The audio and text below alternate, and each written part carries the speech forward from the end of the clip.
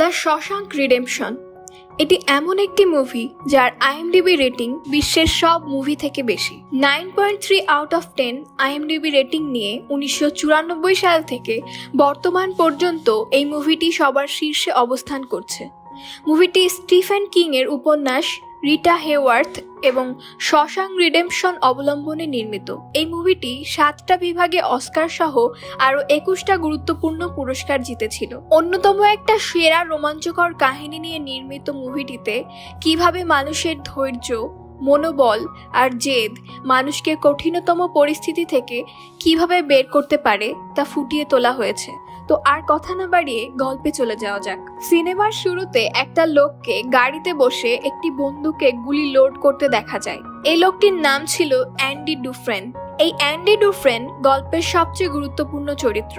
বিশ্লেষণের সুবিধার্থে পরবর্তী গল্পে আমি অ্যান্ডি ডুফ্রেনকে অ্যান্ডি বলে ডাকবো। পরবর্তী সিনে অ্যান্ডিকে একটি আদালতের ভিতরে আসামি হিসেবে বসে থাকতে দেখা যায়। অ্যান্ডি তখন খুবই সুনামধন্য একটি ব্যাংকের ম্যানেজার ছিল।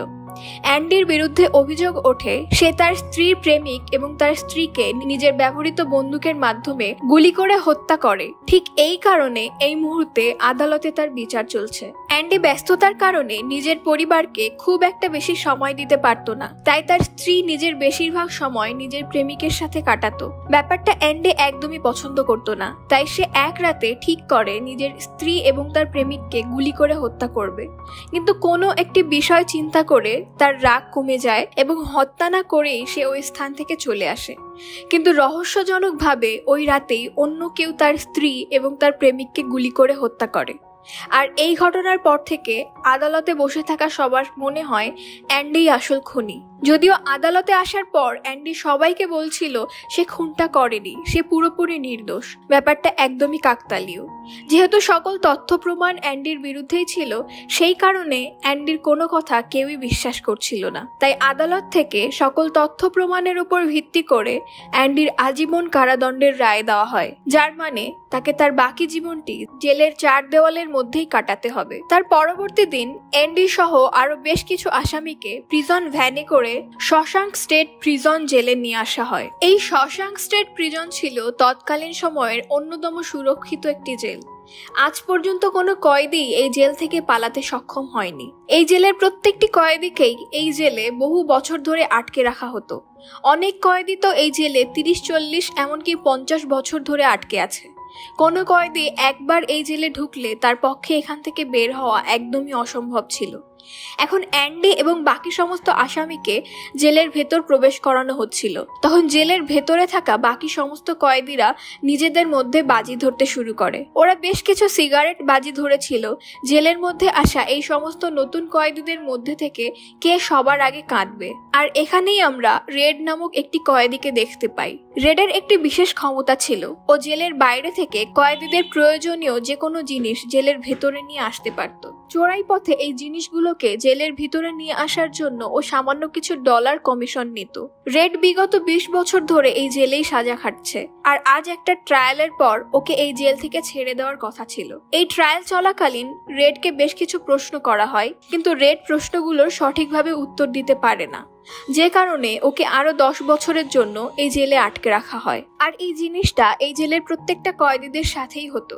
এই ট্রায়াল চলাকালীন ঠিকভাবে উত্তর দিতে না পারলে তাদেরকে আরো লম্বা সময়ের জন্য এই জেলে আটকে রাখা হতো। এদিকে দেখা যায় অ্যান্ডি এবং বাকি সমস্ত নতুন কয়েদিকে এই জেলের সমস্ত নিয়ম কানুন শেখানো হচ্ছে।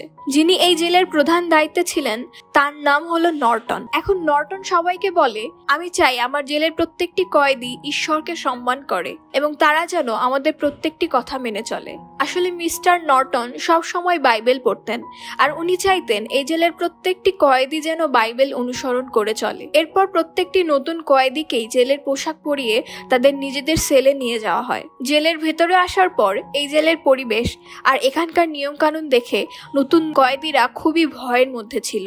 এসব কিছু সহ্য করতে না পেরে প্রথম রাতেই একজন কয়েদি প্রচন্ড ভয় পেয়ে গিয়ে জোরে জোরে চিৎকার করে কান্নাকাটি করতে থাকে। আর সেই কান্নার আওয়াজ শুনে পাশের সেলগুলোতে থাকা পুরনো সমস্ত কয়েদিরা এই লোকটিকে নিয়ে হাসাহাসি করতে থাকে। আর কিছুক্ষণ পর এই চেঁচামেচি শুনে জেলের সিকিউরিটি গার্ডরা চলে আসে। আর এই গার্ডদের যে প্রধান ছিল তার নাম হ্যাডলি। হ্যাডলি স্বভাবে খুবই রাগী ছিল আর ও সামান্য কারণেই কয়েদিদের প্রচন্ড মারধর করত। এখন হ্যাডলি জেলের ভেতরের আওয়াজ শুনে ভেতরে এসে ওই কয়েদিটিকে কান্নাকাটি থামিয়ে চুপ করে থাকতে বলে, কিন্তু সেই মুহূর্তে ওই কয়েদিটা ভীষণ ভয় পেয়ে গিয়েছিল। সেজন্য সে হ্যাডলির কোনো কথা না শুনে জোরে জোরে চিৎকার করে কান্নাকাটি করছিল আর বারবার সবাইকে বলছিল, আমি নির্দোষ, আমি এখান থেকে বাড়িতে ফিরে যেতে চাই। এখন যেহেতু এই কয়েদিটা হ্যাডলির কোনো কথা শুনছিল না, সেজন্য ও খুব রেগে গিয়ে ওই কয়েদিটাকে তার সেলের বাইরে নিয়ে এসে প্রচন্ড বাজেভাবে মারধর করতে থাকে। একটা সময় অতিরিক্ত মার খাওয়ার কারণে ওই কয়েদিটা অজ্ঞান হয়ে মাটিতে পড়ে যায় এবং আর কিছুক্ষণের মধ্যে সে মারা যায়। আসলে এই জেলের পরিবেশটা এইরকমই ছিল। এখানে সামান্য কারণে সমস্ত কয়েদিদের উপর প্রচন্ড অত্যাচার করা হতো। জেলে আসার পর থেকে প্রথম বেশ কিছুদিন অ্যান্ডি নিজের মতো চুপচাপ ও একা একা থাকতো। ও কারোর সাথে মেলামেশা করতো না, এমনকি কারোর সাথে কথাও বলতো না। এভাবে আস্তে আস্তে কিছু মাস একা একা থাকার পর একদিনও হঠাৎ করে রেডের সাথে কথা বলতে শুরু করে। অ্যান্ডি রেডকে বলে, আমি শুনেছি তুমি নাকি বাইরে থেকে যে কোনো জিনিস জেলের ভেতরে নিয়ে আসতে পারো, আর আমার একটি ছোট হাতুড়ি প্রয়োজন, তুমি কি সেটা নিয়ে আসতে পারবে? রেড বলে, হাতুড়ি দিয়ে তুমি কি করবে? তুমি কি এখান থেকে পালানোর চেষ্টা করছো নাকি কাউকে মারতে চাইছো? অ্যান্ডি বলতে শুরু করলো, আমি আগে আমার অবসর সময়ে পাথরের ছোট ছোট আসবাবপত্র বানিয়ে সময় কাটাতাম, আর এখন আমি সেই কাজটাই আবার নতুন করে শুরু করতে চাই। আর তুমি ওই হাতুড়িটা দেখার পর বুঝতে পারবে ওটা দিয়ে কাউকে মারা বা এই জেল থেকে পালিয়ে যাওয়া কোনোভাবেই সম্ভব ছিল না। রেড বলে, আমি এই কাজটা করতে পারি, কিন্তু এই কাজের জন্য আমার $10 পারিশ্রমিক দিতে হবে। অ্যান্ডি বলে, ঠিক আছে, তেমনটাই হবে। এই ঘটনার কিছুদিন পর রেড চোরাই পথে সাবধানে ওই হাতুড়িটাকে জেলের ভেতর নিয়ে আসে, আর হাতুড়িটাকে সামনাসামনি দেখার পর ও হাসতে শুরু করে আর মনে মনে ভাবতে থাকে, এই হাতুড়ি দিয়ে এই জেল থেকে পালাতে গেলে তো 600 বছরের বেশি সময় লেগে যাবে। আসলে এই হাতুড়িটা আকারে খুব ছোট ছিল আর ওটা দিয়ে কাউকে মারা বা এই জেল থেকে পালানো কোনোভাবেই সম্ভব ছিল না। এরপর রেড জেলের লাইব্রেরিয়ানের মাধ্যমে ওই হাতুড়িটাকে সাবধানতার সাথে পৌঁছে দেওয়া হয়, আর অ্যান্ডিও সেটাকে হাতে পেয়ে খুবই খুশি হয়। আস্তে আস্তে অ্যান্ডি এই জেলের পরিবেশের সাথে নিজেকে মানিয়ে নিতে শুরু করে, আর এখন ওর রেড আর বাকি বেশ কিছু কয়েদিদের সাথে বেশ ভালো একটা বন্ধুত্ব হয়ে যায়। এদিকে দেখা যায় ওই জেলের মধ্যে 3-4টে কয়েদির একটা দল ছিল। এরা একটু কিছুটা গুন্ডা প্রকৃতির ছিল, আর এরা প্রত্যেকেই স্বভাবে সমকামী বা গে ছিল। এদের যে লিডার ছিল তার নাম হলো বক্স। অ্যান্ডি জেলে আসার পর থেকেই বক্স ও তার সঙ্গীরা অ্যান্ডিকেই খুবই নোংরা নজরে দেখতে শুরু করে, আর ওরা প্রত্যেকেই অ্যান্ডির সাথে সময় কাটাতে চাইতো, কিন্তু এই ব্যাপারটা অ্যান্ডি একদমই পছন্দ করতো না। সেজন্য অ্যান্ডি সবসময় বক্স ও তার সঙ্গীদের এড়িয়ে চলতো। কিন্তু একদিন সুযোগ বুঝে জেলের লন্ড্রি এরিয়ার একটি ফাঁকা জায়গায় বক্স এবং তার সঙ্গীরা অ্যান্ডির উপরে হামলা করে, আর সেখানে ওরা অ্যান্ডিকে প্রচন্ড মারধর করে ওকে শারীরিকভাবে শোষণ করে। আর এই ঘটনার পর অ্যান্ডি মানসিক ও শারীরিকভাবে খুবই অসুস্থ হয়ে পড়েছিল। ওর পুরো শরীরে, চোখে, মুখে অনেক আঘাতের চিহ্ন দেখা যাচ্ছিল, কিন্তু ও ভয়ে ও লজ্জায় নিজের সাথে ঘটে যাওয়া এই ঘটনা সম্পর্কে কাউকেই কিছু জানায় না। আর এই ঘটনার পর থেকে বক্স আর তার সঙ্গীরা মাঝে মাঝেই অ্যান্ডির উপর হামলা করত, আর প্রত্যেকবার অ্যান্ডি নিজেকে বাঁচানোর চেষ্টা করার সময় অ্যান্ডি বক্স এবং তার সঙ্গীদের কাছে খুব মার খেত। এরপর একদিন অ্যান্ডি, রেড এবং ওদের সমস্ত বন্ধুদেরকে ওই জেলের একটা খারাপ হয়ে যাওয়া ছাদের মেরামতের কাজ দেওয়া হয়।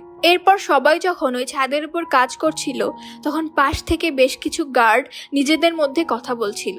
সেখানে গার্ডদের মধ্যে প্রধান হ্যাডলি সবাইকে বলে, কিছুদিন আগে আমার ভাই মারা গেছে, কিন্তু মারা যাওয়ার আগে ও আমাকে $35,000 দিয়ে গেছে। এখন এই বিষয়টা নিয়ে হ্যাডলি খুবই চিন্তায় ছিল, কারণ এই অর্থ থেকে একটি মোটা অঙ্কের অংশ ওকে সরকারকে ট্যাক্স হিসেবে দিতে হবে, আর তারপর ওর কাছে থাকা বাকি টাকা দিয়ে ও যদি কোনো বাড়ি বা গাড়ি কেনে, তাহলে সেই জিনিসের জন্য সরকারকে আবার ট্যাক্স দিতে হবে। মানে সরকারকে ট্যাক্স দিতে দিতে হ্যাডলির বেশিরভাগ টাকাই নষ্ট হয়ে যাবে। আর এই বিষয়টা নিয়েই হ্যাডলি খুবই চিন্তার মধ্যে ছিল, এবং অ্যান্ডি কাজ করার সময় পাশ থেকে হ্যাডলি এবং বাকি গার্ডদের এই সমস্ত কথাগুলো শুনছিল। যেহেতু এই জেলে আসার আগে অ্যান্ডি একটা বড় ব্যাংকের ম্যানেজার ছিল, তাই ও খুব ভালো করেই জানতো কিভাবে সরকারের ট্যাক্স ফাঁকি দিয়ে এই পুরো টাকাটাই নিজের কাছে রাখা যাবে। এবং সবকিছু শোনার পর অ্যান্ডি হ্যাডলির কাছে এসে বলে, তুমি কি তোমার স্ত্রীকে বিশ্বাস করো? এই কথাটা শোনার সাথে সাথেই হ্যাডলি প্রচন্ড রেগে গিয়ে অ্যান্ডির জামার কলার ধরে ওকে ছাদের থেকে ফেলে দেওয়ার চেষ্টা করছিল। তখন অ্যান্ডি বলে, আমি আপনার পুরো টাকাটাই ট্যাক্স ফ্রি করে দিতে পারি, এর জন্য আপনাকে সরকারকে $1 ট্যাক্স দিতে হবে না। কিন্তু এই কাজটা করতে গেলে আপনাকে বেশ কিছু ডকুমেন্ট তৈরি করতে হবে, যার জন্য আপনাকে কোনো উকিলকে অনেকটা অর্থ পারিশ্রমিক হিসেবে দিতে হবে। কিন্তু আমি আপনার এই কাজটা একদম বিনামূল্যে করে দিতে পারি, কিন্তু এটার জন্য আমাকে $1 পারিশ্রমিক দিতে হবে না। আপনি শুধু এখানে থাকা আমার প্রত্যেকটা বন্ধুকে 3টি করে বিয়ার খাইয়ে দেবেন। এখন হ্যাডলি ওই শর্তে রাজি হয়ে যায়। এরপর দেখা যায় অ্যান্ডির জন্য হ্যাডলির সমস্ত অর্থই বেঁচে গিয়েছিল, আর এই জন্য ও খুশি হয়ে অ্যান্ডির সমস্ত বন্ধুদেরকে বিয়ার খাওয়ায়। এই ঘটনার পর থেকে হ্যাডলির সাথে অ্যান্ডির একটা ভালো বন্ধুত্ব হয়ে যায়। কিছুদিন পর এই জেলের সমস্ত কয়েদিকে একটি সিনেমা দেখানো হচ্ছিল। তখনই অ্যান্ডি হঠাৎ করে রেডকে বলে, আমার রিটা হেওর্থের একটা পোস্টার লাগবে, তুমি কি ওটা আমাকে এনে দিতে পারবে? আসলে রিটা হেওর্থ সেই সময় আমেরিকার একজন খুবই নামকরা অভিনেত্রী ছিল। তখন রেড অ্যান্ডিকে বলে, ঠিক আছে, আমি 2 সপ্তাহের মধ্যেই ওটা নিয়ে আসবো। রেডের সাথে কথা বলার পর অ্যান্ডি ওই সিনেমা হল থেকে বাইরে বেরিয়ে আসছিল, কিন্তু তখনই বক্স এবং তার সঙ্গীরা আরো একবার অ্যান্ডির উপর হামলা করে। আর ওরা এখন অ্যান্ডিকে শারীরিকভাবে শোষণ করার সময় ওকে প্রচন্ড বাজেভাবে মারধর করে। অতিরিক্ত মার খাওয়ার জন্য এখন অ্যান্ডির অবস্থা এতটাই খারাপ হয়ে গেছিল যে ওকে 1 মাসের জন্য হসপিটালে ভর্তি করতে হয়। আর এইদিকে অ্যান্ডির সাথে এই কাজটা করার অপরাধে বক্সকে 1 সপ্তাহের জন্য কন্ডেম সেলে বন্দি করে রাখা হয়। কন্ডেম সেল হলো একটা ছোট আকারের অন্ধকার ঘর, যেখানে জেলের কোনো কয়েদি নিয়ম ভঙ্গ করলে তাকে রাখা হয়। পুরোপুরি অন্ধকার এই ঘরের মধ্যে একটা সপ্তাহই যেন 1 বছরের মতো লাগে। এটি ছিল এই জেলে সবথেকে বড় এবং সবথেকে ভয়ঙ্কর শাস্তি। 1 সপ্তাহ পর এই কন্ডেম সেল থেকে বক্সকে ছেড়ে দেওয়া হয়। ছাড়া পাওয়ার পর বক্স নিজের সেলে ফিরে আসে। সেলে ফিরে আসার পর সে দেখতে পায় জেলের গার্ডদের প্রধান হ্যাডলি বক্সের সেলে আগে থেকেই তার জন্য অপেক্ষা করছিল। কিছুদিন আগে অ্যান্ডি যার ট্যাক্সের অর্থ বাঁচিয়ে দিয়েছিল, এখন অ্যান্ডির সাথে ওরকম বাজে ব্যবহার করার অপরাধে হ্যাডলি বক্সকে প্রচন্ড মারধর করে। বক্সকে সেখানে এতটাই মারা হয় যে ওর 2টো পা একদম পঙ্গু হয়ে যায়। এরপর থেকে ও আর কখনো সারা জীবনে হাঁটতে পারে না। এমনকি এরপর থেকে ওর বাকি জীবনটা শুধুমাত্র স্যুপ আর তরল খাবার খেয়ে কাটাতে হয়। এই ঘটনার পর থেকে জেলের মধ্যে কেউ আর কখনোই অ্যান্ডির সাথে আর বাজে ব্যবহার করতো না। এই ঘটনার 1 মাস পর অ্যান্ডি হসপিটাল থেকে সুস্থ হয়ে আবার নিজের সেলে ফিরে আসে। অ্যান্ডির ফিরে আসার আনন্দে রেড আর ওর বাকি বন্ধুরা খুবই খুশি ছিল। অ্যান্ডি আসার আগেই রেড ওর সেলের মধ্যে রিটা হেওর্থের সেই পোস্টারটা রেখে দিয়েছিল, যেটাকে অ্যান্ডি সেদিন সিনেমা দেখার সময় রেডের কাছে চেয়েছিল। এই বিশাল বড় পোস্টারটা পাওয়ার পর অ্যান্ডি খুবই খুশি হয়, আর এখন ও ওই পোস্টারটা নিজের সেলের দেওয়ালে বাঁধিয়ে রাখে। এই ঘটনার কিছুদিন পর একদিন হঠাৎ করে নর্টন এসে অ্যান্ডির পুরো সেলটা ভালো করে তল্লাশি চালিয়ে দেখতে শুরু করে। অ্যান্ডির সেলে ঢোকার পর দেখা যায় ও সেখানে বাইবেল পড়ছে, যেটা দেখে ওয়ার্ডেন নর্টন খুশি হয়। তখন ওয়ার্ডেন নর্টন অ্যান্ডির হাত থেকে ওই বাইবেলটা নিয়ে ওর সাথে কিছুক্ষণ কথা বলতে শুরু করে। এরপর অ্যান্ডির সেলের দেওয়ালে রিটা হেওর্থের সেই বিশাল বড় পোস্টারটা দেখে ওয়ার্ডেন নর্টন বলেন, আমি সাধারণত এইসব জিনিস খুব একটা পছন্দ করি না, কিন্তু মাঝে মাঝে এই বিষয়গুলোও একটু আধটু ছাড় দেওয়া যেতে পারে, তাই তুমি এটাকে দেওয়ালে লাগিয়ে রাখতেই পারো। এরপর ওই সেল থেকে বেরিয়ে যাওয়ার সময় উনি অ্যান্ডিকে ওই বাইবেলটা ফিরিয়ে দিয়ে বলেন, মনে রেখো, মুক্তি এতেই আছে। অ্যান্ডিও বলে, হ্যাঁ আপনি ঠিকই বলেছেন, মুক্তি এটাতেই আছে। এখন অ্যান্ডির সেল পরীক্ষা করার পর ওয়ার্ডেন খুবই সন্তুষ্ট হয়। যেহেতু জেলের বাকি সমস্ত কয়েদির তুলনায় অ্যান্ডি খুবই শিক্ষিত ছিল, সেজন্য এখন ওকে সবার থেকে আলাদা করে জেলের লাইব্রেরিতে কাজ দেওয়া হয়। এই লাইব্রেরিতেই আগে থেকেই ব্রুকস নামের একজন লাইব্রেরিয়ান ছিল, কিন্তু এখন ওর খুবই বয়স হয়ে গেছে, তাই তার কাজে সাহায্য করার জন্য অ্যান্ডিকে এখানে পাঠানো হয়। যেহেতু অ্যান্ডি এই জেলে আসার পরে একটি বড় ব্যাংকের ম্যানেজার ছিল, আর ওর জন্যই হ্যাডলির $35,000 বেঁচে গিয়েছিল, সেজন্যই ওই জেলের বাকি সমস্ত গার্ডরাও অ্যান্ডির কাছে অর্থ বিষয়ক পরামর্শ নিতে আসতো। মানে ওদেরকে কোথায় কিভাবে টাকা জমানো উচিত, কিভাবে নিজেদের সমস্ত ইনকাম সরকারের কাছ থেকে ট্যাক্স ফ্রি করা যায়, এই সমস্ত বিষয়ে ওরা অ্যান্ডির কাছ থেকে পরামর্শ নিত। আর অ্যান্ডিও জেলের লাইব্রেরিতে বসে ওদেরকে এই কাজে সাহায্য করত। আস্তে আস্তে ওই জেলের সমস্ত গার্ড অ্যান্ডির কাছ থেকেই নিজেদের ইনকাম ট্যাক্স রিটার্নের ফাইল করাতে শুরু করে। যেহেতু অ্যান্ডি ওদের এই পুরো কাজটাই বিনামূল্যে করে দিত, সেজন্য এর পরের বছর পাশের জেল থেকেও সমস্ত গার্ড অ্যান্ডির কাছ থেকে নিজেদের ইনকাম ট্যাক্স রিটার্নের ফাইল করাতে শুরু করে। কিছুদিনের মধ্যে অ্যান্ডির কাজের চাপ এতটাই বেড়ে গিয়েছিল যে রেডকে ওর কাজের সাহায্যের জন্য পাঠানো হয়। এই লাইব্রেরিতে আসার পর এখানে কাজ করতে অ্যান্ডির খুবই ভালো লাগছিল, কিন্তু সমস্যা হলো এখানে খুবই পুরনো আমলের অল্প কয়েকটি বই ছিল, আর এখানে পড়াশোনা করার পরিবেশ একদমই ভালো ছিল না, যে কারণে এই জেলের কোনো কয়েদি কখনো এই লাইব্রেরিতে পড়তে আসতো না। এখন অ্যান্ডি আরো বেশ কিছু নতুন বই নিয়ে এই লাইব্রেরিটাকে আরো ভালো করে সাজিয়ে তুলতে চাইছিল, কিন্তু এই কাজের জন্য বেশ কিছু অর্থের প্রয়োজন। সেজন্য অ্যান্ডি প্রতি সপ্তাহে এই লাইব্রেরি ঠিক করার ব্যাপারে সাহায্য চেয়ে সরকারকে একটি করে চিঠি লিখত। যদিও সরকারের তরফ থেকে কখনোই ওর চিঠির কোনো উত্তর আসতো না, কিন্তু ও তা সত্ত্বেও প্রতি সপ্তাহে সরকারকে নিয়মিত একটি করে চিঠি লিখত।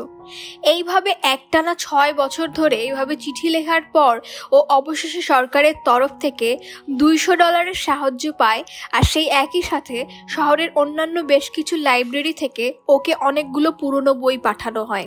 অবশেষে 6 বছর একটানা এভাবে চেষ্টা করার পর অ্যান্ডি তার চিঠির উত্তর পেয়েছিল, যে কারণে ও খুবই খুশি ছিল। কিন্তু ও এখন ঠিক করে নেয় এরপর থেকে ও সরকারকে একটার জায়গায় 2টো করে চিঠি লিখবে, যাতে ও এই লাইব্রেরিটা ঠিক করার জন্য সরকারের তরফ থেকে আরো একটু বেশি টাকার সাহায্য পাওয়া যায়। পরবর্তীকালে এই 2টো করে চিঠি পাঠানোর কারণে সরকারের তরফ থেকে এবার ওকে প্রতি বছর $500 করে পাঠানো হয়। এখন এই টাকা দিয়ে অ্যান্ডি এই জেলের লাইব্রেরিটাকে ওই শহরের সমস্ত জেলের মধ্যে থেকে সবচেয়ে ভালো লাইব্রেরি বানিয়ে তোলে। এখন এই জেলের বেশিরভাগ কয়েদি এখানে নিজেদের ইচ্ছায় পড়াশোনা করতে আসতো। এই জেলে এমন অনেক কয়েদি ছিল যারা মাঝপথে নিজেদের পড়াশোনা বন্ধ করে দিয়েছিল। এখন তারা এখানে নতুন করে আবার পড়াশোনা শুরু করে, আর এই জেলের মধ্যে থেকেই পরীক্ষা দিয়ে নিজেদের স্কুলের একাডেমিক পড়াশোনা কমপ্লিট করে নেয়। এরই মধ্যে দেখা যায় ওই জেলের অন্য একটা কয়েদিকে গলায় চাকু ঠেকিয়ে মেরে ফেলার চেষ্টা করছিল। এই ঘটনা দেখে অ্যান্ডি, রেড আর বাকি সবাই খুবই অবাক হয়ে যায়, কারণ ব্রুকস খুবই শান্ত স্বভাবের একজন মানুষ ছিল। ও আজ অবধি কখনোই কারোর সাথে কোনো বাজে ব্যবহার করেনি, তাই ব্রুকসকে এইরকম কাজ করতে দেখে ওরা কেউই বিশ্বাস করতে পারছিল না। যদিও কিছুক্ষণ পর ব্রুকস কাঁদতে কাঁদতে ওই লোকটার গলা থেকে চাকু নামিয়ে ছেড়ে দেয়। আসলে বিগত 50 বছর ধরে ব্রুকস এই জেলে সাজা খাটছে, কিন্তু এখন ওকে ওর বাকি সাজা মাফ করে দিয়ে এই জেল থেকে ট্রায়ালের পর ছেড়ে দেওয়া হয়েছে। কিন্তু ব্রুকস কোনোভাবেই এই জেল থেকে বাইরে যেতে চাইছে না, কারণ বিগত 50 বছর ধরে ব্রুকস এই জেলে আছে। এই জেলের প্রত্যেকটি কয়েদি, গার্ড ওকে খুব ভালোভাবে চেনে, আর সবাই ওকে খুব সম্মানও করে, কিন্তু এই জেলের বাইরে ও কাউকেই চেনে না। 50 বছর ধরে এই 4 দেওয়ালে আটকে থাকার কারণে ও নিজের পরিবার, বন্ধু বান্ধব, আত্মীয় স্বজন সবাইকেই ভুলে গেছে। এখন ব্রুকস কোনোভাবেই এই জেলের বাইরে ওই অচেনা পৃথিবীতে একা একা থাকতে চায় না। সেজন্যই এখন ও ওই কয়েদিটাকে মেরে একটা অপরাধ করতে চাইছিল, যাতে ওকে সারা জীবনের জন্যই এই জেলে আটকে রাখা হয়। কিন্তু শেষ অবধি ব্রুকস কিছুই করতে পারে না। এই ঘটনার কিছুদিন পরে ওকে এই জেল থেকে মুক্তি দিয়ে দেওয়া হয়, কিন্তু জেলের বাইরে নতুন জায়গা, নতুন পরিবেশে ব্রুকস একদমই মানিয়ে নিতে পারছিল না। আজ থেকে 50 বছর আগে যখন ও জেলে গিয়েছিল তখন এই শহরের পরিবেশ একদমই অন্যরকম ছিল। তখন এই শহরের রাস্তাগুলোতে একদমই গাড়ি দেখা যেত না, কিন্তু এখন এই শহরে অনেক উঁচু উঁচু বিল্ডিং তৈরি হয়ে গেছে। এখানে এই নতুন অচেনা শহরে ওর সাথে মেলামেশা করার মতো কোনো লোক ছিল না। জেল থেকে বের হওয়ার পর ব্রুকস এর থাকার জন্য সরকারের তরফ থেকে একটা ছোট ঘর দেওয়া হয়, আর সে একই সাথে নিজের খরচ চালানোর জন্য ওকে পাশের একটা সুপার শপে সেলসম্যান হিসেবে একটা কাজও দেওয়া হয়। কিন্তু শহরের মাঝখানে এত লোকজনের ভিড়েও ব্রুকস খুবই একা হয়ে গিয়েছিল। অতিরিক্ত মন খারাপের কারণে রাতে ঠিকভাবে ঘুমাতেও পারতো না, আর একটা সময় এই একাকিত্ব সহ্য করতে না পেরে ও আত্মহত্যা করে নিজেকে মেরে ফেলে। মারা যাওয়ার আগে ও নিজের সাথে ঘটে যাওয়া সমস্ত ঘটনাগুলো একটা চিঠিতে লিখে জেলের মধ্যে রেড ও অ্যান্ডির কাছে পাঠিয়ে দেয়। চিঠিটি পড়ে অ্যান্ডি ও রেড নিজেদের মধ্যে খুবই দুঃখ প্রকাশ করে, কিছু মাস পর এই জেলের ওয়ার্ডেন নর্টন এখানকার সমস্ত কয়েদিদেরকে নিয়ে ইনসাইড আউট নামের একটা প্রোগ্রাম শুরু করে। এই প্রজেক্টে এ জেলের কয়েদিদেরকে জেলের বাইরে নিয়ে গিয়ে বিভিন্ন সরকারি বেসরকারি প্রজেক্টে শ্রমিক হিসেবে কাজ করানো হবে। কয়েদিদেরকে নিয়ে কাজ করানোর ফলে ওই সমস্ত কাজে খরচ অনেক কম হবে, আর সেই একই সাথে এই কয়েদিরাও শিখতে পারবে সৎ পথে পরিশ্রম করে টাকা কিভাবে উপার্জন করতে হয়। এখন এই ইনসাইড আউট প্রোগ্রামের কারণে ওয়ার্ডেন নর্টন অনেকগুলো কাজের টেন্ডার পেয়েছিল, আর সেখান থেকেই অনেক পরিমাণ অর্থ উপার্জন করতে পেরেছিল, যেগুলো ও সরকারকে দেওয়ার জায়গায় নিজেই লুটেপুটে নিয়েছিল। এই ওয়ার্ডেন নর্টন এর এই সমস্ত বেআইনি টাকার হিসাব অ্যান্ডির মাধ্যমে রাখত। এই অর্থগুলোকে রাখার জন্য অ্যান্ডি ওয়ার্ডেনকে নিয়ে ব্র্যান্ডন স্টিফেন নামের একজন নকল মানুষের বিভিন্ন অ্যাকাউন্ট বানায়। মানে এই নামের কোনো মানুষের অস্তিত্ব নেই, কিন্তু ওই লোকটার নামের জন্ম সনদ, ড্রাইভিং লাইসেন্স আর সমস্ত ডকুমেন্ট তৈরি করা আছে। আর এই সমস্ত নকল ডকুমেন্টস দিয়ে ব্যাংক অ্যাকাউন্ট খুলেই ওয়ার্ডেনের বেআইনি অর্থ জমা রাখত। আর ভবিষ্যতে কখনো এরা যদি ধরা পড়ে যায় তাহলে পুলিশ ব্র্যান্ডন স্টিফেন নামের ওই নকল মানুষটিকে খোঁজার চেষ্টা করবে, যার নামেই ওই ব্যাংক অ্যাকাউন্টটা তৈরি করা হয়েছে। কিন্তু ওয়ার্ডেন নর্টন কখনোই এই অপরাধের জন্য ধরা পড়বে না। এই ঘটনার কিছুদিন পর এই জেলে আরও নতুন কিছু কয়েদিকে নিয়ে আসা হয়, যাদের মধ্যে একজনের নাম ছিল টমি উইলিয়াম। আর এখানে আসার পর অ্যান্ডি, রেড আর ওদের পুরো টিমের সঙ্গে টমির বেশ ভালো বন্ধুত্ব হয়ে যায়। এই জেলে আসার আগে অবধি টমি কোনো লেখাপড়া জানতো না, কিন্তু এখন ও একটু একটু করে অ্যান্ডির কাছ থেকে লেখাপড়া শিখতে শুরু করে। টমি একদিন রেডকে প্রশ্ন করে, আচ্ছা অ্যান্ডি এতটা লেখাপড়া জানে, এতটা শিক্ষিত, তাহলে ও এই জেলে কি করছে? তখন রেড ওকে অ্যান্ডির ব্যাপারে সমস্ত ঘটনা জানায়। এই জেলে আসার আগে অ্যান্ডি খুবই বড় একটা ব্যাংকের ম্যানেজার ছিল, কিন্তু ওর উপর অভিযোগ উঠেছে ও নাকি ওর স্ত্রী এবং তার প্রেমিককে গুলি করে হত্যা করে মেরে ফেলেছে। এই কথাগুলো শোনার পর টমি খুবই অবাক হয়ে যায়। ও বলে, অ্যান্ডি এই খুনটা করেনি, আর আমার কাছে সেটার প্রমাণ আছে। এরপর টমি অ্যান্ডি আর রেডকে নিজের সাথে ঘটে যাওয়া একটা পুরনো ঘটনা বলছিল। আজ থেকে 4 বছর আগে আমি অন্য একটা জেলে ছিলাম, আর সেখানেই এলমো ব্ল্যাচ নামের একজন কয়েদির সাথে পরিচয় হয়। একদিন ওই কয়েদিটা আমার সাথে গল্প করতে করতে আমাকে জানায় এক রাতে ও একটা বাড়িতে চুরি করতে গিয়েছিল, কিন্তু চুরি করার সময় ও ওই বাড়ির মালিকের কাছে ধরা পড়ে যায়। সেজন্য ও ওই বাড়ির মালিক এবং তার স্ত্রীকে গুলি করে মেরে ফেলে। কিন্তু পরবর্তীকালে ও জানতে পারে ওরা দুজন স্বামী স্ত্রী ছিল না, ওরা দুজন একে অপরকে ভালোবাসতো, আর ওই মহিলাটা খুব বড় একজন ব্যাংক ম্যানেজারের স্ত্রী ছিল। আর শেষ অবধি এলমো ব্ল্যাচ এর করা দুটো খুনের অপরাধে সেই ব্যাংক ম্যানেজারকে শাস্তি দেওয়া হয়, যার মানে হলো অ্যান্ডি সত্যি সত্যি নির্দোষ ছিল। আর ও এখন এই কথাগুলো শুনে তাড়াতাড়ি করে ওয়ার্ডেন নর্টনের সাথে এই ব্যাপারে কথা বলে আর ওনাকে এই সমস্ত ঘটনা খুলে জানায়। কিন্তু দেখা যায় ওর এই কথাগুলোতে ওয়ার্ডেন নর্টন একদমই গুরুত্ব দিচ্ছিল না। আসলে উনি কোনোভাবেই অ্যান্ডিকে এই জেল থেকে ছাড়তে চাইছিলেন না, কারণ অ্যান্ডি ওর সমস্ত বেআইনি অর্থের হিসেব রাখত। কোনো উপায় না দেখে অ্যান্ডি বলে, আমি এই জেল থেকে বের হবার পর আপনার এই কালো টাকা এবং ব্র্যান্ডন স্টিফেন সম্পর্কে আমি কাউকেই কিচ্ছু জানাবো না, আপনি আমাকে ভরসা করতে পারেন। কিন্তু এটা শুনে ওয়ার্ডেন নর্টন খুবই রেগে যায়, আর উনি অ্যান্ডিকে 2 সপ্তাহের জন্য কন্ডেম সেলে আটকে রাখে। তারপর এক রাতে খুবই চালাকির সাথে জেল পালানোর নাটক সাজিয়ে হ্যাডলির মাধ্যমে টমিকে গুলি করে মেরে ফেলে, যাতে ভবিষ্যতে অ্যান্ডি আর কখনোই নিজেকে নির্দোষ প্রমাণ করতে না পারে। সিনটা সত্যিই খুবই বেদনাদায়ক ছিল। এখন অ্যান্ডির এই জেল থেকে বের হবার শেষ সুযোগটাও একদমই নষ্ট হয়ে যায়। এই ঘটনার পর রেড এবং তার বন্ধুরা জানতে পারে বিগত 19 বছর ধরে এই জেলে বিনা কারণে শাস্তি পাচ্ছে। কিছুদিন পর অ্যান্ডিকে সেই কালো অন্ধকার ঘর থেকে ছেড়ে দেওয়া হয়, কিন্তু এখন ও মানসিকভাবে খুবই ভেঙে পড়েছিল। ও বেশিরভাগ সময় একা একা মন খারাপ করে বসে থাকতো। ওকে এই অবস্থায় দেখে একদিন রেড ওর সাথে কথা বলতে আসে। তখন অ্যান্ডি প্রশ্ন করে, আচ্ছা রেড, তোমার কি মনে হয় তুমি কি কখনো এই জেল থেকে বের হতে পারবে?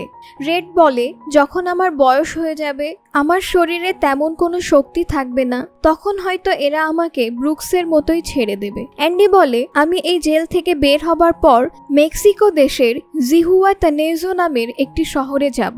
শুনেছি সমুদ্রের পাশে এই শহরটা নাকি এতটাই সুন্দর যে এখানে যাওয়ার পর মানুষ নাকি স্বপ্নের দুনিয়ায় হারিয়ে যায়। ওখানে আমি নিজের ছোট্ট একটা হোটেল করব আর বেশ কিছু নৌকো নিয়ে সমুদ্রে প্রতিদিন মাছ ধরতে যাব। সেখানে আমার কাজের সাহায্য করার জন্য তোমার মতো বেশ কিছু বিশ্বস্ত লোকের প্রয়োজন। রেড বলে, আমার মনে হয় না আমি এই জেলের বাইরে থাকতে পারবো। আমাকেও হয়তো ব্রুকসের মতো আত্মহত্যা করতে হবে। আমি আমার সারাটা জীবন এই জেলের মধ্যেই কাটিয়েছি, আর এখন এই জেলটাই যেন আমার কাছে আমার এই পৃথিবী। আর তাছাড়া তুমি যেই স্বপ্নটা দেখছো সেটা ভুলে যাও, কারণ মেক্সিকো এখান থেকে অনেক দূরে, আর আমরা এই মুহূর্তে জেলের মধ্যে আছি, আর এটাই হলো বাস্তব। আর সবকিছু শোনার পর অ্যান্ডি বলে, হ্যাঁ তুমি ঠিকই বলেছো, আমার কাছে দুইটি রাস্তা আছে, হয় আমার বাকি জীবনটা দম বন্ধ করে বেঁচে থাকতে হবে, অথবা আত্মহত্যা করে মারা যেতে হবে। তারপর অ্যান্ডি রেডকে প্রশ্ন করে, তুমি যদি এই জেল থেকে বের হতে পারো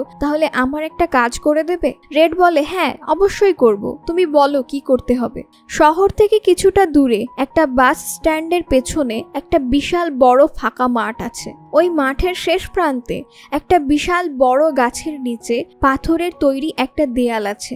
সেই দেয়ালের একটা কালো পাথরের নিচে আমি একটা গোপন জিনিস লুকিয়ে রেখেছি। তুমি ওই জিনিসগুলোকে নিজের কাছে রেখে দেবে, আর ওখানে একটা চিঠি পাবে যাতে বলা কাজগুলো তুমি করবে। সেটা শুনে রেড একটু অবাক হয়ে গিয়ে বলে, আচ্ছা ঠিক আছে, আমি তোমার এই কাজটা করে দেব। এবার কয়েকদিন পরের এক দুপুর বেলায় রেড এবং তার বাকি সব বন্ধুরা যখন একসাথে বসে লাঞ্চ করছিল, তখন রেড তার বাকি বন্ধুদের বলছিল, অ্যান্ডি যেভাবে মানসিকভাবে ভেঙে পড়েছে, আমার মনে হয় ও যে কোনো মুহূর্তেই আত্মহত্যা করবে।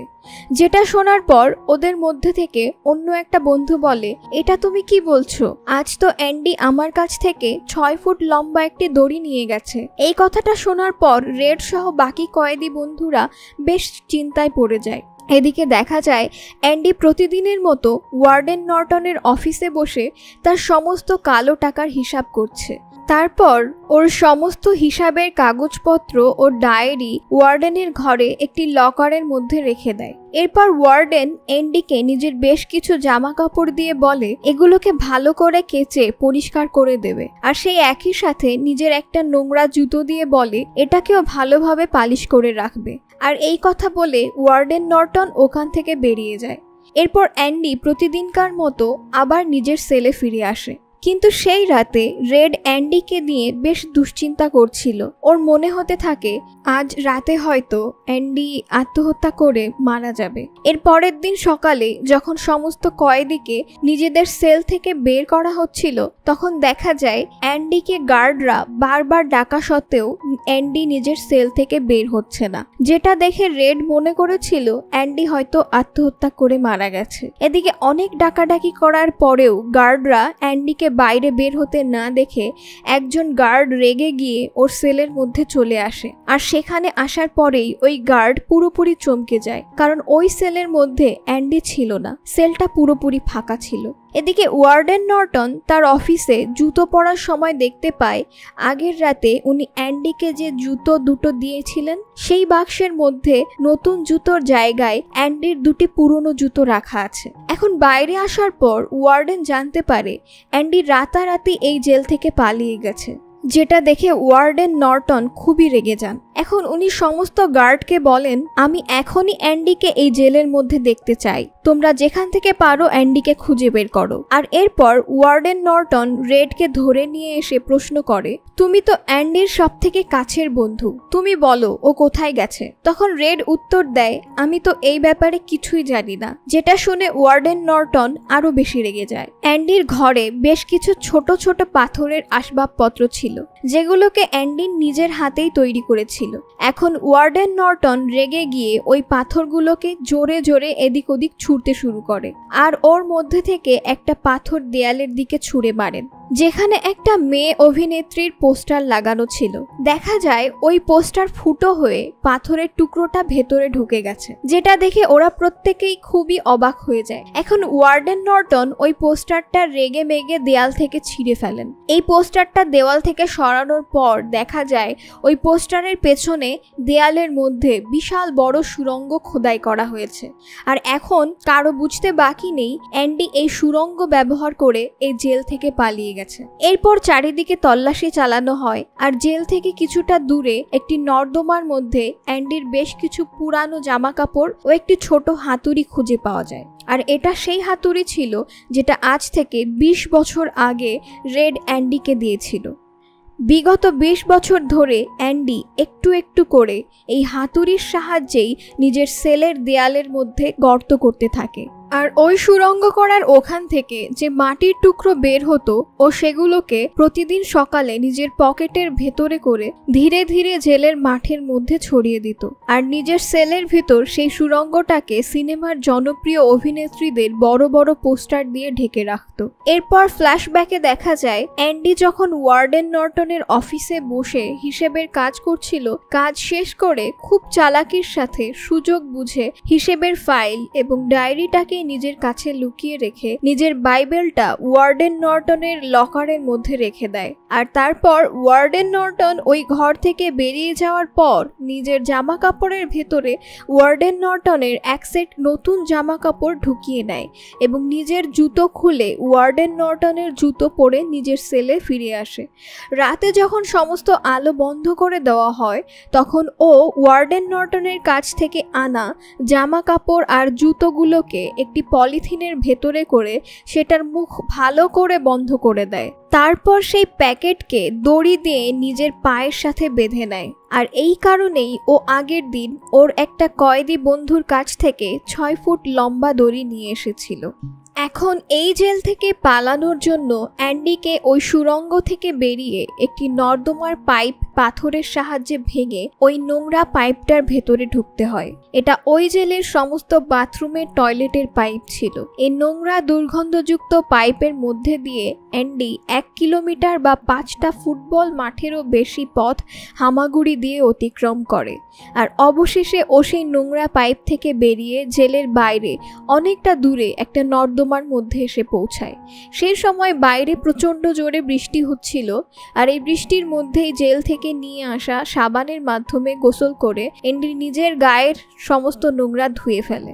এখন ও এই শশাঙ্ক স্টেট প্রিজন জেল থেকে বেরিয়ে একদম মুক্ত হয়ে গিয়েছিল। পরের দিন সকালে যখন জেলের সমস্ত গার্ড অ্যান্ডিকে খোঁজাখুঁজি করছিল, তখন অ্যান্ডি ওয়ার্ডেন নর্টনের নকল ব্র্যান্ডন স্টিফেন সেজে শহরের বেশ কিছু ব্যাংকে ঢোকে। আর সেখান থেকে ও ওয়ার্ডেন নর্টনের জমানো সমস্ত কালো টাকাগুলো তুলে নেয়। আসলে কোনো রকম বিপদের হাত থেকে বাঁচার জন্য ওয়ার্ডেন নর্টন নকল ব্র্যান্ডন স্টিফেন নামের একজন নকল মানুষের নামে বিভিন্ন ব্যাংকে অ্যাকাউন্ট খুলে সেখানেই নিজের সমস্ত কালো টাকাগুলোকে জমিয়ে রাখত। এখন অ্যান্ডি সেই মানুষটা সেজেই ব্যাংক থেকে ওয়ার্ডেন নর্টনের জমানো টাকাগুলো তুলে নেয়, কারণ অ্যান্ডির কাছে ব্র্যান্ডন স্টিফেনের সমস্ত ডকুমেন্টস ছিল। গতদিন রাতে ওয়ার্ডেন নর্টনের অফিসে কাজ করার সময় ও সব ডকুমেন্ট চুরি করে এনেছিল। এমনকি টাকা দেওয়ার সময় ব্র্যান্ডন স্টিফেন নামের সমস্ত সই অ্যান্ডি নিজেই করত। আর এই কারণেই ব্যাংকগুলো থেকে ডলার তুলতে অ্যান্ডির কোনো ধরনের সমস্যাই হয়নি। এরপর অ্যান্ডি ওয়ার্ডেন নর্টনের সমস্ত বেআইনি কাজের প্রমাণ একটা খবরের কাগজের অফিসে পাঠিয়ে দেয়, যে কারণে পরের দিন সকালে খবরের কাগজে ওয়ার্ডেন নর্টনের সমস্ত কুকর্মের হিসাব খবরের কাগজে ছাপিয়ে দেওয়া হয়। পরের দিন সকালে ওয়ার্ডেন নর্টন এই পেপারটা দেখার সাথে সাথেই ওয়ার্ডেন নর্টন নিজের লকারটা চেক করে, কিন্তু সে তখন দেখতে পায় সেখানে হিসাবের কাগজের জায়গায় অ্যান্ডির বাইবেল রাখা আছে এবং সেই বাইবেলের প্রথম পাতায় লেখা আছে, ডিয়ার ওয়ার্ডেন নর্টন, তুমি ঠিকই বলেছিলে, মুক্তি এতেই আছে। এটা সেই বাইবেল ছিল যেটাকে আজ থেকে 18 বছর আগে ওয়ার্ডেন অ্যান্ডির হাত থেকে নিয়েছিল। তারপর ওয়ার্ডেন নর্টন বাইবেলটাকে পুরোপুরি খোলার পর দেখতে পায় ওর ভিতরে হাতুড়ির ছাপে বেশ কিছুটা কাগজ কাটা আছে। আর এইভাবেই এই বাইবেলের মধ্যেই অ্যান্ডি রেডের কাছ থেকে নেওয়া সেই ছোট হাতুড়িটা লুকিয়ে রেখেছিল। 28 বছর আগে ওয়ার্ডেন নর্টন যখন অ্যান্ডির কাছ থেকে ওর এই বাইবেলটা নিয়েছিল,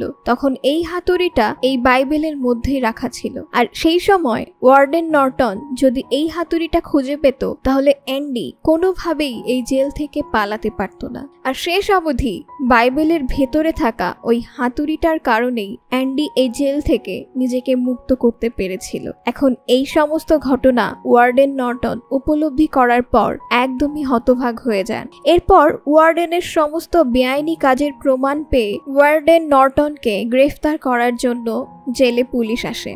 কিন্তু পুলিশের কাছে ধরা পড়ার আগেই ওয়ার্ডেন নর্টন লজ্জায় নিজেই আত্মহত্যা করে। এরপর এই জেলের কয়েদিদের উপর বিনা কারণে অত্যাচার করে তাদেরকে মেরে ফেলার অপরাধে পুলিশ হ্যাডলিকেও গ্রেফতার করে। এখন ওয়ার্ডেন মারা যাওয়ার পর এবং হ্যাডলি গ্রেফতার হওয়ার পর এই জেলের পরিবেশ পুরোপুরি বদলে গিয়েছিল। এই ঘটনার বেশ কিছু বছর পর রেডের একটা ট্রায়াল হয়, কিন্তু এবার ট্রায়ালে পাশ করার কারণে রেডকে জেল থেকে মুক্ত করে দেওয়া হয়। জেল থেকে মুক্ত হওয়ার পর রেডের অবস্থাও ব্রুকসের মতো হয়ে গিয়েছিল। রেডকেও সরকারের পক্ষ থেকে সেই একই ঘরে থাকতে দেওয়া হয়, একটা সময় যে ঘরে ব্রুকস থাকতো। একটা সময় রেড ঠিক করে সে আত্মহত্যা করবে, কিন্তু তখনই ওর অ্যান্ডিকে দেওয়া সেই ওয়াদার কথা মনে পড়ে যায়। অ্যান্ডি ওকে বলেছিল জেল থেকে বের হওয়ার পর শহরের বাইরে একটা বাস স্ট্যান্ডের পাশে মাঠের শেষে থাকা একটি বিশাল বড় গাছের পাশে প্রাচীরের নিচে একটা কালো পাথরের নিচে একটা বক্স লুকানো আছে। এখন অ্যান্ডিকে দেওয়া কথা অনুযায়ী রেড সেই জায়গায় পৌঁছে যায়। যে বাক্সের মধ্যে বেশ কিছু ডলার ও একটি চিঠি ছিল, যে চিঠিটা অ্যান্ডি জেল থেকে পালানোর পর অ্যান্ডি এখানে লিখে রেখেছিল। চিঠিতে লেখা ছিল, আমি তোমাকে সেই দিন বিকেলে মেক্সিকোতে যেই জায়গার কথা বলেছিলাম সেটা তোমার মনে আছে? তখন রেড মনে মনে বলে, হ্যাঁ, সেই জায়গার নাম জুহাতেনিজো। এরপর এই চিঠিতে লেখা ছিল, আমি ঠিক ওই জায়গায় তোমার জন্য অপেক্ষা করছি, তুমি যত দ্রুত সম্ভব এখানে চলে এসো। এই চিঠিটা পড়ে রেড খুবই খুশি হয়। এরপর রেড নিজের সমস্ত জামা কাপড় ও প্রয়োজনীয় জিনিস গুছিয়ে জুহাতেনিজো এর উদ্দেশ্যে বেরিয়ে পড়ে। 2-1 দিনের মধ্যে রেড জুহাতেনিজোতে পৌঁছে যায় এবং অ্যান্ডিকে খুঁজতে থাকে। কিছুক্ষণ খোঁজাখুঁজির পর রেড অ্যান্ডিকে দেখতে পায়। আর এই জুহাতেনিজো সমুদ্রের কাছে সত্যি অসম্ভব সুন্দর একটা জায়গা ছিল। ওখানে যাওয়ার পর রেড দেখতে পায় অ্যান্ডি একটি মাছ ধরার নৌকার উপরে বসে কিছু কাজ করছে। এখানে ওরা একে অপরকে দেখে দুজনেই খুবই খুশি হয়। নিজেদের সারাটা জীবনের বড় একটা সময় জেলের ভেতরে পার করার পর এখন অবশেষে রেড এবং অ্যান্ডি দুজনেই খুবই খুশি ছিল। আর এখন ওরা ওদের নিজেদের জীবনটাকে নিজেদের ইচ্ছে মতন সেইভাবে বাঁচতে পারবে যেমনটা ওরা সারা জীবন জেলের ভিতর বসে কল্পনা করত। আর এখানেই এই সিনেমার গল্পটা শেষ হয়। আমাদের সিনেমার গল্পটিকে আপনার ভালো লেগে থাকলে অবশ্যই একটা লাইক করবেন এবং নতুন আপডেটেড লেটেস্ট এক্সপ্লেনেশন পেতে ইটিসিবিডি চ্যানেলকে সাবস্ক্রাইব করবেন।